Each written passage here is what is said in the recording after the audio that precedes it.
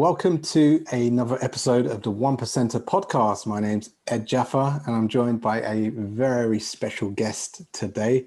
And he is a very special guest because he's a good friend of mine. We go back a few years. We actually worked together when I was personal training. He was a client of mine. So I've known him a few years. He's an actor. He's been in some well-known British TV shows like Coronation Street, Hollyoaks, Casualty. He's currently starring in The Current War, which is on Netflix. Welcome to the 1%er podcast, Mr. Ben Mars. Great to have you here, Ben. Hi, Ben. Nice to be here. Good to have you here, Ben. Good to have you here. Now, there's a reason that I've got you on the 1%er podcast. And I know you're a bit of a fan of the podcast. You've been listening and you've been enjoying some of the episodes that we've been broadcasting each week. Yes. And when I asked you to come on the podcast, what was your initial thoughts that you said to me?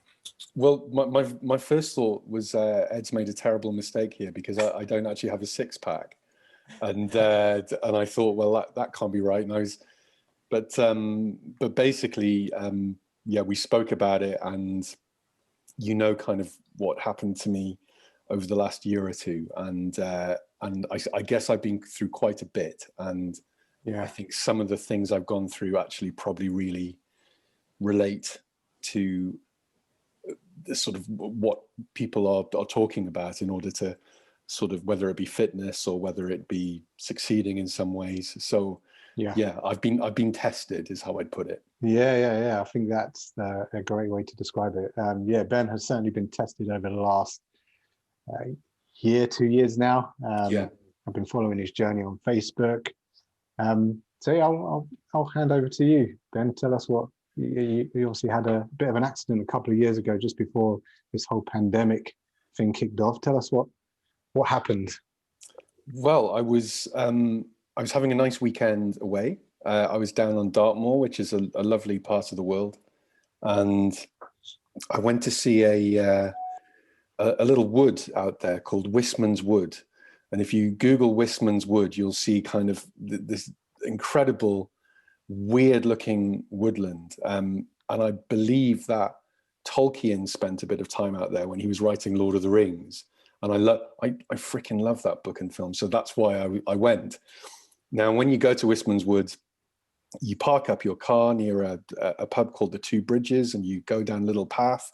And you get there, you look at this spectacular place, and then you walk half a mile back again to the car park. And I was walking back to the car park, and I was halfway between the wood and the pub and I've gone through this a lot, and I still can't quite get it right in my head, but my recollection is that I took a step with my right foot, and I had a sensation like when you miss a step in the dark, where you're expecting something to be there and it's not. So then I kind of drop, and as my foot makes contact with the ground, there's a very deep crack inside my right knee.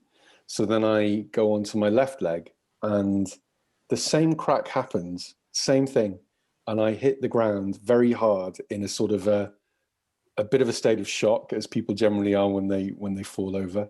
And the awful thing is, I think this is karma, because I just find people falling over generally quite funny, unless they really hurt themselves, obviously. But there's something intrinsically comedic about it, and it probably looked very funny, but it certainly didn't feel it. I bet.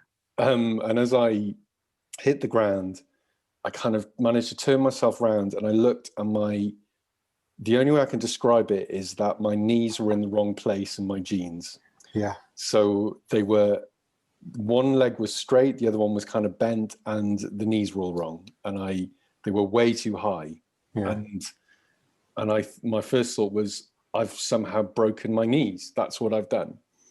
I was with a friend at the time, which I think maybe I wasn't concentrating on where I was walking, because I was having a laugh with him as we were walking, and maybe this is what happened. But thank goodness he was there, because he called 999 in that way that people are always a bit surprised. We're a bit surprised in real life when we've actually got to do that. You sort of see it so many times.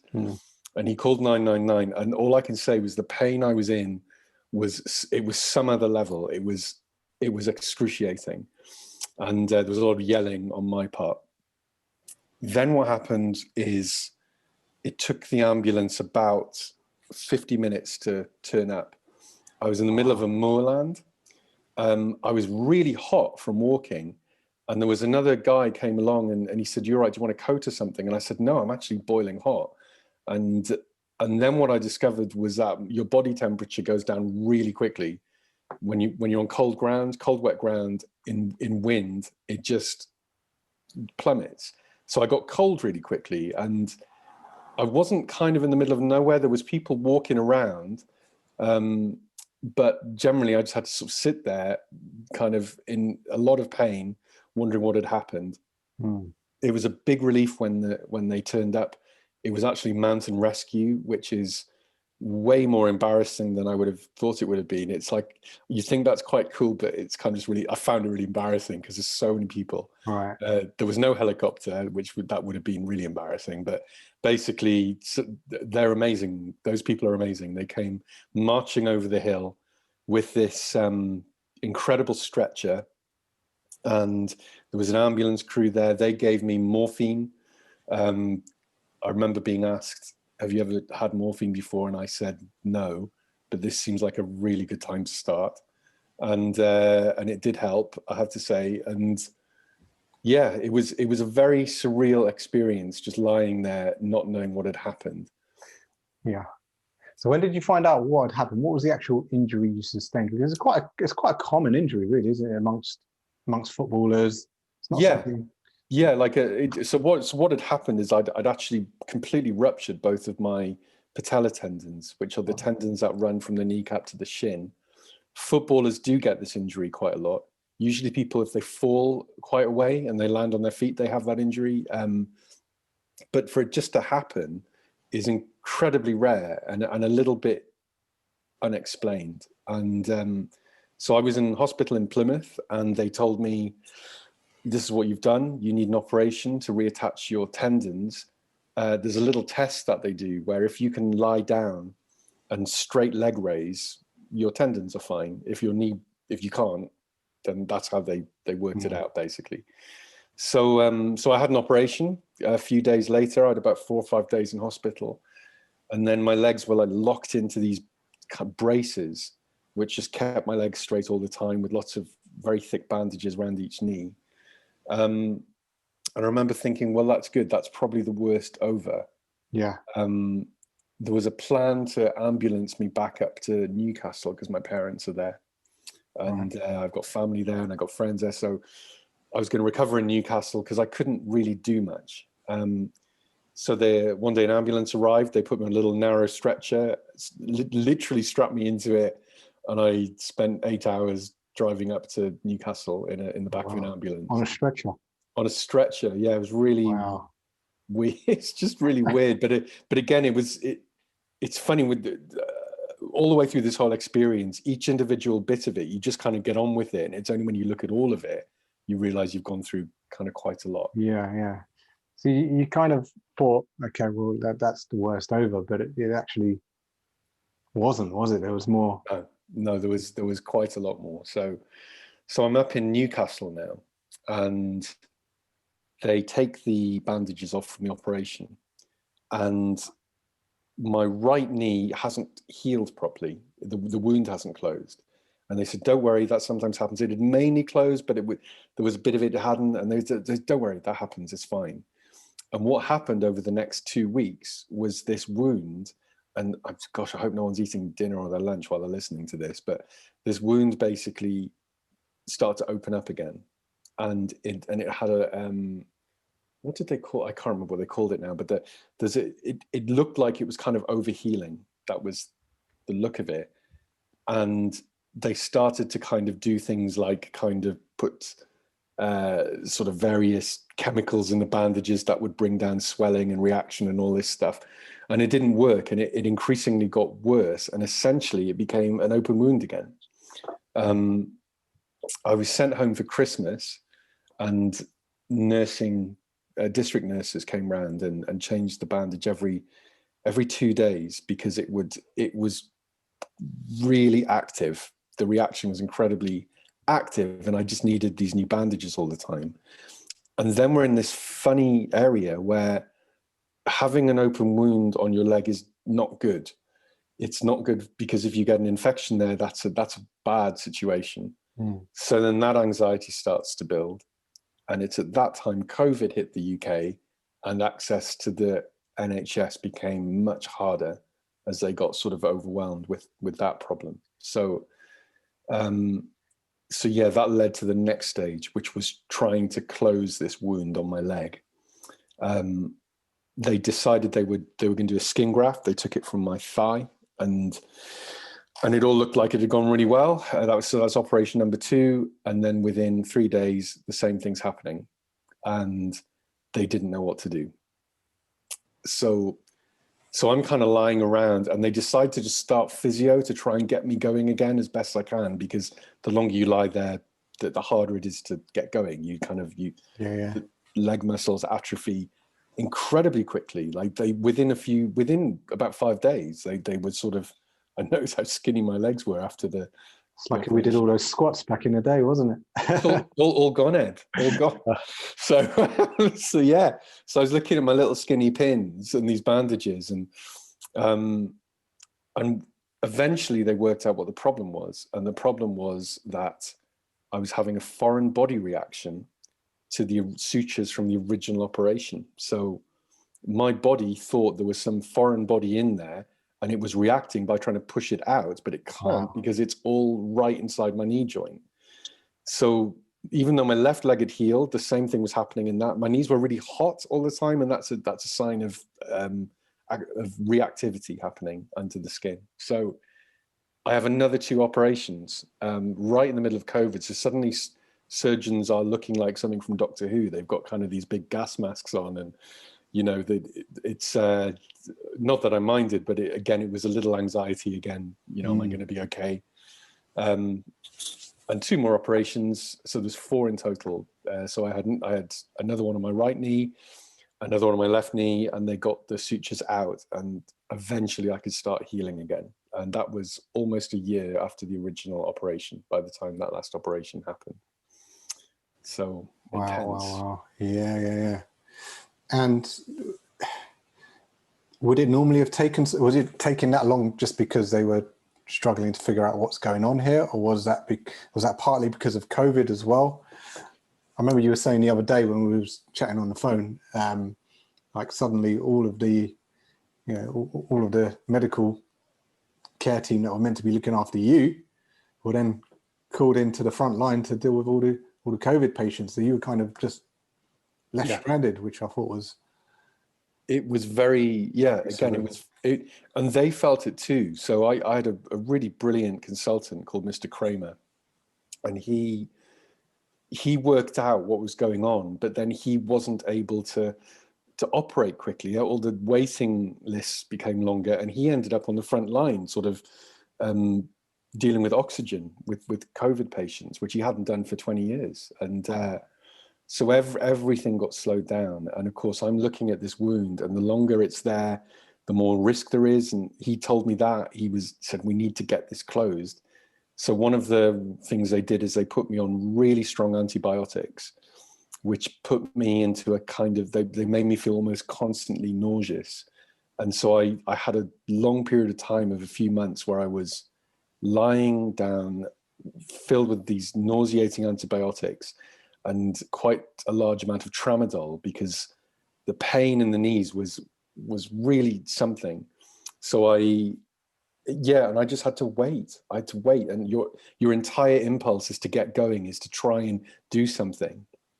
And that was one of the first lessons, that I couldn't do anything. I just had to sit and pass each day and think, well, it's getting clear, it's getting nearer to the next appointment. And it was, I think mentally looking back on it, that was quite tough. I can't imagine how tough that must have been, but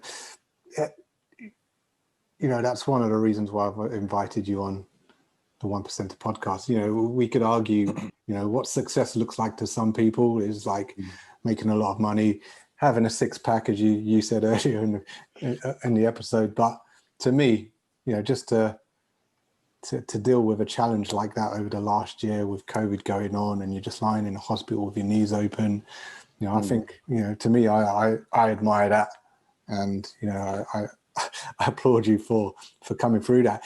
And do you know what? You've still got a smile on your face. No one would actually know, like, the shit that you've been through over the last 2 years.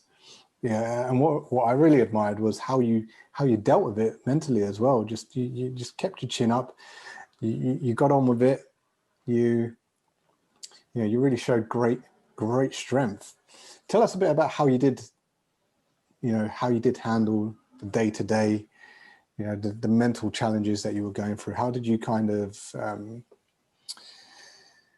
how did you keep yourself sane? There was different stages to it. So the initial hospital stage, and this is how you know about the injury. I started really using Facebook a lot because I was all on my own in this hospital, miles from home. I didn't know anybody, and I'm going through this big operation. I haven't been in hospital since I was a kid.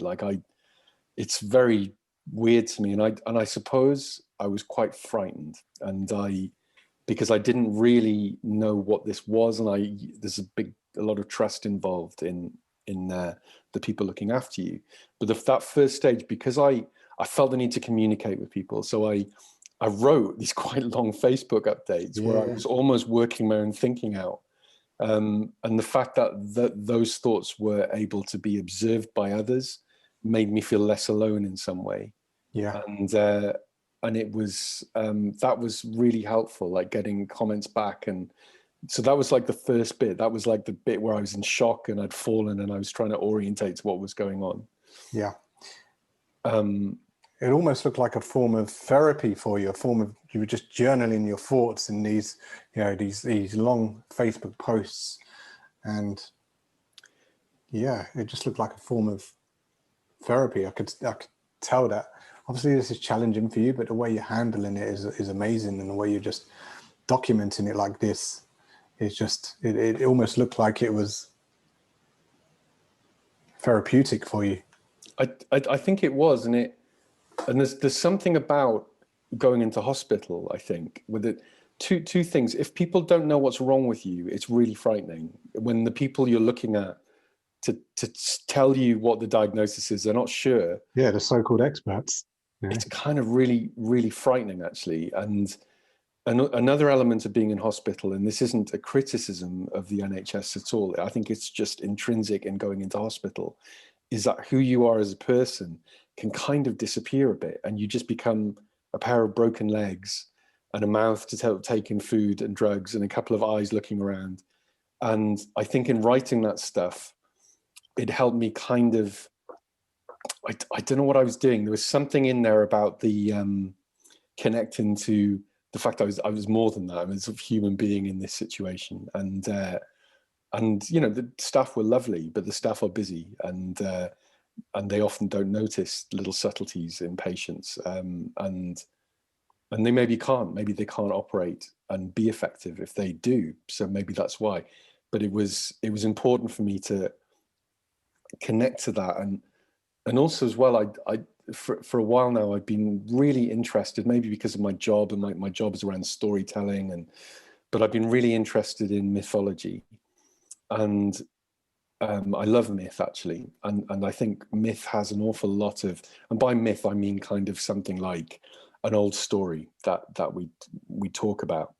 Years ago, we'd all sit around a campfire and talk about an old story, and a lot of those myths were put together by people to get people through hard winters, and then they follow a pattern often. And they're often about somebody crossing a threshold, going into an unknown land and having to survive it. They get some kind of treasure at the end, and they return to the village where they came from. And I think I detected on some level that I dropped over a threshold, because I certainly didn't plan to end up in this situation. So I think I brought that to mind as well, that something in the trial, something in the the scariness of what I was going through was significant, and it could either be a really traumatizing thing to happen, or it could be an absolute opportunity for growth. And the only way I could deal with that was to deal with it a day at a time, because if I took the whole thing at once, it was too much, and I get overwhelmed. Yeah. Amazing. So that was the first stage, and then the second stage, I think I've just said it. It was when I was in that, maybe the worst bit, that lying around, I'm bleeding, I don't know why, I can't stop it, it won't stop, I want it to stop, no one seems to be able to stop it.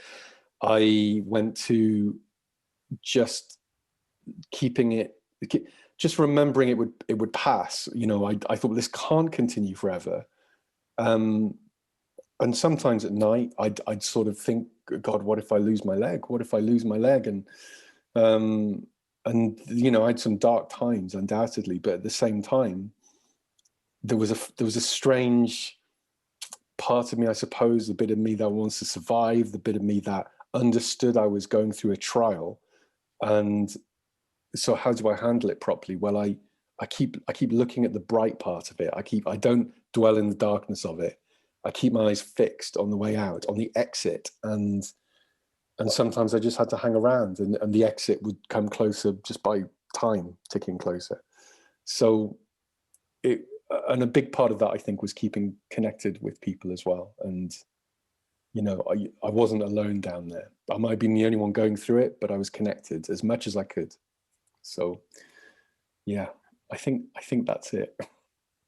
It's an amazing story. I'm really inspired by your resilience and your strength, and yeah, the power of connection, being connected with people, and just having good people around you. As much as I could, and I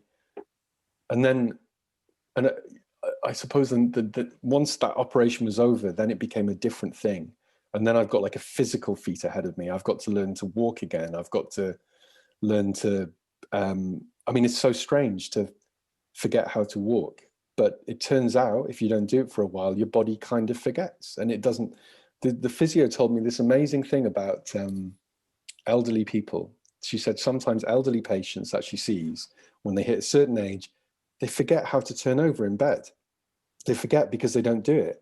The body forgets, and she has to teach them and remind them that actually you've got to get your arm, pull it over, get your whole body weight over in order to do it. And that was a really surprising thing to realize, that when my feet went on the ground again for the first time, it felt completely alien to me, and it was very painful. And naturally, I don't want to move. I want to just lie there, you know. And this is where the physios come in, and they go, move. Yeah. So how long was it that you was off your feet for, before you actually walked? Well, it kind of, because of the setbacks that came, it went backwards again. So it wasn't a straight line. But they got me up in Newcastle initially. That was about a month, I think, after the accident. So I think it was about 7 days after the operation. And have I got that timeline right? I just remember being in bed for a month. So I think it must have been 3 weeks after the operation to 4 weeks. And yeah, so they kind of got me on my feet, and they put me in what they call a pulpit frame, because you look like a preacher when you're on it. You hold these handles and you rest your elbows on it. And what I discovered was that even to move one leg forward was excruciating, and it suddenly didn't move anymore. And the scale of having to walk again kind of hit me, and it wasn't quite how I imagined it. Yeah. So, and then all of that got knocked back a bit with the secondary stuff, and then I picked it up again afterwards. Sure. So what's the situation now? You've been doing some physio, and I have, yeah. I've excuse me.